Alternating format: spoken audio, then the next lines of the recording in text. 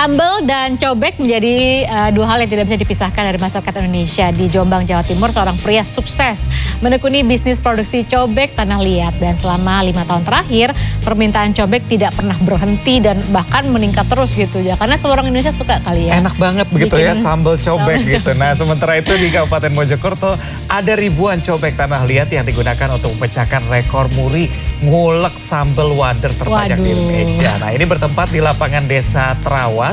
Ribuan warga berkumpul untuk ngulek sambal secara serentak. Kita lihat ya.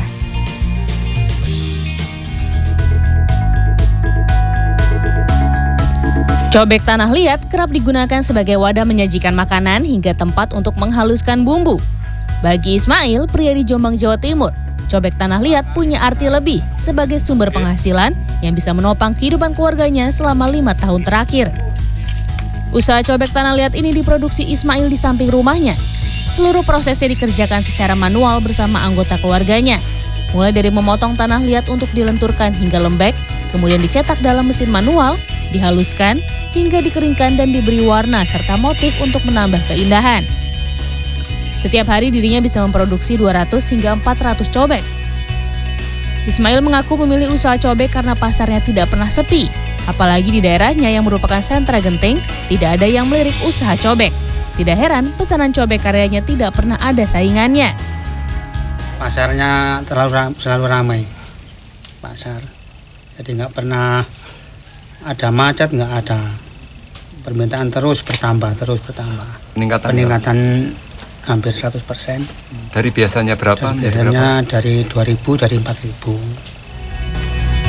Untuk satu buah cobek ukuran kecil, Ismail menjual dengan harga Rp1.500. Sementara untuk ukuran besar, dijual seharga Rp2.800 per buah. Cobek-cobek tersebut dipasarkan keluar kota seperti Sidoarjo, Mojokerto, dan sejumlah wilayah lainnya. Masih soal cobek tanah liat, kali ini di Mojokerto, Jawa Timur, cobek menjadi bagian dari rekor muri untuk kategori ngulek sambal terbanyak seluruh Indonesia.